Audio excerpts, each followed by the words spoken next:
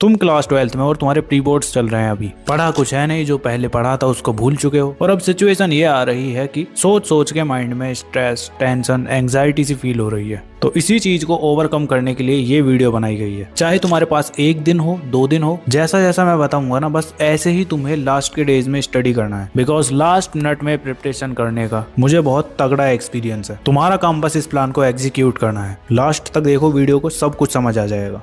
So hi everyone, this is Mukul Bhardwaj और आज की वीडियो में हम बात कर रहे होंगे क्लास 12 प्री बोर्ड्स एग्जाम की लास्ट मिनट स्ट्रेटजी की। तो सबसे पहले कुछ प्रॉब्लम्स होंगी जिनको तुम्हें अभी अपने माइंड से निकाल देना है। उसके बाद मैं तुम्हें बताऊंगा 3 पिलर सर्वाइवल स्ट्रेटजी, जो कि तुम्हारे अब लास्ट टाइम के लिए बहुत ज्यादा हेल्पफुल रहने वाली है। उसके बाद तुम्हारा होगा 60, 45 एंड 15 मेथड। इसके हेल्प से तुम्हें अपने एक चैप्टर को कंप्लीट करना है। एंड फिर सबसे लास्ट में होगा तुम्हारा एग्जाम हॉल और आंसर राइटिंग हैक्स। बिकॉज तुम्हें आंसर लिखने नहीं आएंगे तो तुम कैसे अच्छे मार्क्स स्कोर करोगे। तो बस स्टार्टिंग करते हैं पहले तुम्हारी प्रॉब्लम्स से। तो फर्स्ट है, तुम्हारा अभी तक सिलेबस कंप्लीट नहीं हुआ है, इस वजह से तुम बहुत ज्यादा परेशान हो। इसके लिए टेंशन बिल्कुल भी मत लो, वो सब मैं तुम्हें अभी आगे बताऊंगा। इसके बाद सेकंड प्रॉब्लम है तुम्हारी एक्सपेक्टेशंस तुम्हारे टीचर्स की हो या फिर तुम्हारे पेरेंट्स की, क्योंकि पहले तुम अच्छे स्टूडेंट थे पर क्लास 12th में तुम्हारी सिचुएशन चेंज हो चुकी है। तो ये भी एक तरह की एक प्रॉब्लम ही है। तो ज्यादा मत सोचो इसके बारे में, अब पर फोकस करो, ठीक है। थर्ड है तुम्हारी डिस्ट्रैक्शंस, और सबसे बड़ा तुम्हारा ये फोन है। फोन के अंदर सोशल मीडिया जितने भी ऐप है उन सभी को डिलीट ही कर दो, क्योंकि लास्ट टाइम है ना। और फोर्थ है तुम्हारी no proper strategy. Because YouTube पर तुम एक वीडियो तो देखते नहीं, कभी किसी की वीडियो देख लिया, कभी किसी की, एग्जीक्यूट किसी को करते ही नहीं हो। ऐसा ही करते हो ना, कमेंट में बताना जरा। तो अब तुम्हें कोई स्ट्रेटजी नहीं देखनी है, बस ये लास्ट है, इसी को एग्जीक्यूट करना बस। तो अब जैसा तुम्हारा लास्ट टाइम है, तो इस टाइम पर सबसे पहले आती है तुम्हारी 3 पिलर सर्वाइवल स्ट्रेटजी। इसके अंदर तुम्हारा फोकस बस इन 3 पिलर्स पर होना चाहिए। पिलर 1 है तुम्हारा क्वेश्चन नोट चैप्टर्स। अब ये क्या है? ये है तुम्हारा कि जैसा लास्ट टाइम है ना प्री बोर्ड्स के लिए, तो अब तुम्हें पूरे चैप्टर्स नहीं पढ़ने हैं, तुम्हें बस क्वेश्चंस को देखना है और उनके आंसर्स को याद करना है। बस याद करना है या समझना है, सेम ही एक ही बात है, ठीक है। ऐसे ही तुम्हारा सेकंड पिलर आता है डायग्राम्स, फॉर्मूला और कीवर्ड्स। ये है तुम्हारा नोट्स के लिए। तो तुम्हें शॉर्ट नोट्स बनाने हैं। जब भी तुम एक चैप्टर को पढ़ने के लिए बैठोगे ना, उसके अंदर तुम्हें ये 3 चीजें ही देखनी है, बस मतलब लिख रहे होगे, ठीक है। एंड थर्ड पिलर है तुम्हारा नो योर पेपर पैटर्न। तुम्हें अपने पेपर का पैटर्न पता होना चाहिए और उसके लिए तुम्हें बस 2 चीजें करनी है। तुम्हें सबसे पहले PYQs को देखना है और सैंपल क्वेश्चन पेपर्स को सॉल्व करना है। कैसे सॉल्व करना है अभी आगे बताऊंगा। उससे पहले अगर तुमने सैंपल क्वेश्चन पेपर नहीं लिया है ना अभी तक, तो उसके लिए लोगे तुम फिजिक्स वाला का ये सैंपल क्वेश्चन पेपर। सबसे यूनिक होने वाला है ये तुम्हारा। वो कैसे आओ बताता हूँ। देखो, इसके अंदर सबसे पहले तुम्हें मिलेंगे फ्रीक्वेंटली आस्क्ड क्वेश्चन, उसके साथ exam ready answering template that score, और उसके साथ साथ CBSE 2025 कॉम्पिटेंसी बेस्ड फॉर्मेट तो तुम्हें इसके अंदर मिलेगा ही। और रिवीजन के लिए शॉर्ट नोट्स यानी चीट सीट तुम्हें इसके अंदर मिल रही होगी। और बोनस के तौर पर 111 मोस्ट प्रोबेबल क्वेश्चंस, जो कि एनालाइज्ड एंड सिलेक्टेड PYQs से हैं। अगर एग्जाम से एक दिन पहले रिवीजन करना है तो इनको कर लो, बस इनफ है। और क्वेश्चंस के जो सॉल्यूशंस है ना, उनमें आंसर राइटिंग पर बहुत ही अच्छे से ध्यान दिया गया है। तो इतना कुछ तुम्हें और किसी सैंपल क्वेश्चन पेपर में नहीं मिलने वाला। और मेरी मानो तो अभी इसको परचेज कर लो। लिंक मैं डिस्क्रिप्शन में और पिंड कमेंट में दे दूंगा। और अगर तुम डायरेक्ट PW स्टोर से बाय करते हो तो मेरा ये कूपन कोड LRN150 यूज कर लेना, तुम्हें और कुछ % का डिस्काउंट मिल जाएगा। तो जाओ अभी जाके बाय कर लो,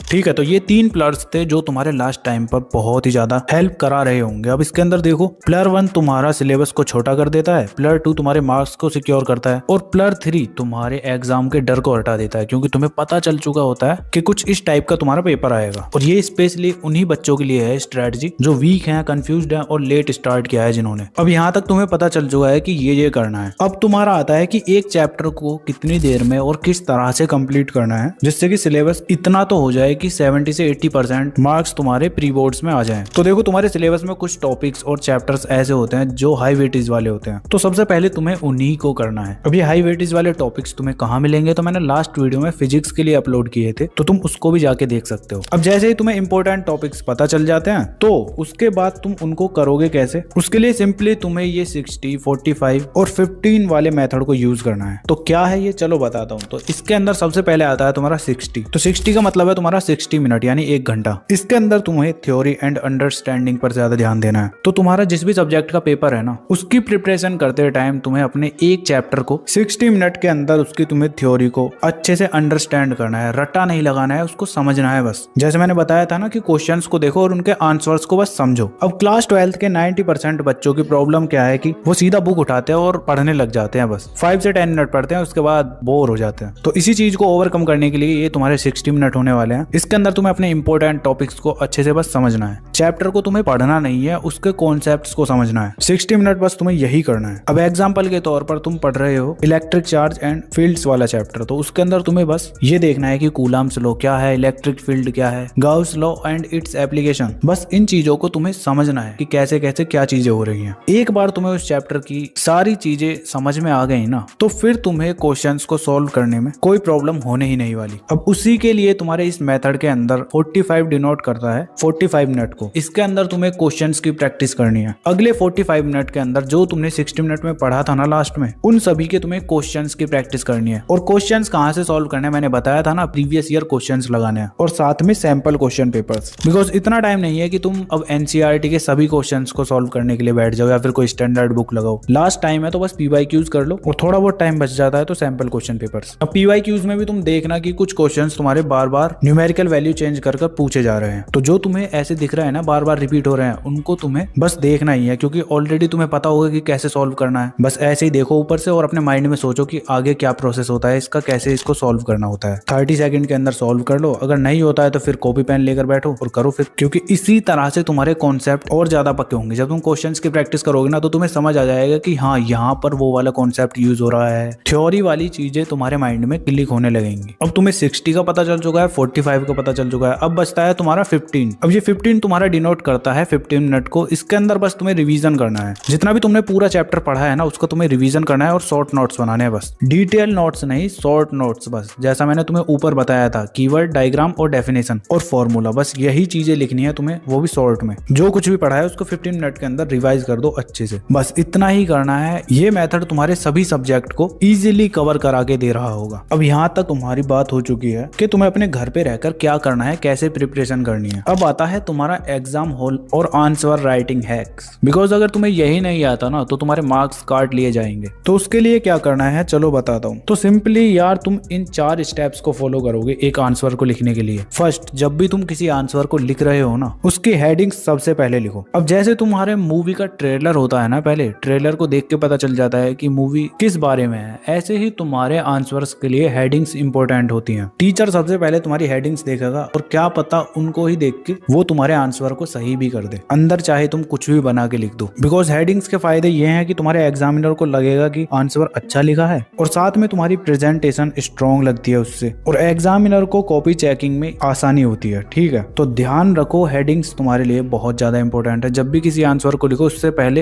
हेडिंग्स तुम्हें लिखना आना चाहिए। ठीक है, इसके बाद आता है तुम्हारा सेकंड, अंडरलाइन करो। जब भी तुम कोई भी आंसर को लिख रहे हो ना उसके अंदर तुम्हें इंपॉर्टेंट चीजों को अंडरलाइन करना आना चाहिए। तो एग्जामिनर जब भी पेपर चेक करता है ना तो उसके पास 100 ऐसी पेपर्स की कॉपी होती है, तो वो एकदम पूरा डिटेल में पेपर को चेक नहीं करते। उनको बस आंसर के अंदर हेडिंग देखनी होती है और कीवर्ड्स देखने होते हैं जो अंडरलाइन हुए होते हैं। अब तुम ही बताओ, तुम अगर टीचर हो तो तुम्हारे पास बहुत सारे पेपर्स हो चेक करने के लिए, तो तुम आंसर के अंदर इंपॉर्टेंट चीजें ही तो देखोगे बस। इससे तुम्हारा भी टाइम सेव होगा और पेपर भी जल्दी चेक हो जाएंगे। तो सिंपली तुम्हें इन सभी चीजों को अंडरलाइन करना है। नंबर 1 है तुम्हारा कीवर्ड, सेकंड है तुम्हारा डेट्स, थर्ड है तुम्हारा साइंटिस्ट एंड ऑथर्स के नेम्स, फोर्थ है तुम्हारा डेफिनेशन, फिफ्थ है तुम्हारा फॉर्मूला एंड सिक्स्थ है तुम्हारा डायग्राम लेवल्स। बस इन चीजों को तुम्हें अंडरलाइन करना है जहां भी तुम्हारे आंसर में ये आ जाए। ठीक है, इसके बाद आता है तुम्हारा थर्ड, क्लियर डायग्राम। अब diagram is equal to free के मार्क्स होते हैं तुम्हारे। बिकॉज तुम्हारी ड्राइंग अच्छी है ना, तुम एकदम अच्छे से डायग्राम बनाते हो, लेबलिंग वगैरह अच्छे से करके, तो टीचर तुम्हें ऐसे ही मार्क्स दे देगा। और अगर तुम्हारी ड्राइंग अच्छी नहीं है तो सिंपली तुम्हें ये चीजें करनी है। सबसे पहले तुम्हें पेंसिल का यूज करना है, सेकंड तुम्हें लेबल्स को क्लीन रखना है एंड थर्ड तुम्हारा डायग्राम बिग एंड नीट होना चाहिए और फोर्थ ओवर शेडिंग नहीं करनी है तुम्हें। बस इन 4 चीजों को ध्यान में रखना जब भी तुम डायग्राम को बना रहे हो। ठीक है, अब तुम्हारे फोर्थ आता है नीट हैंड राइटिंग। अब ऐसा भी नहीं है कि तुम्हारी एकदम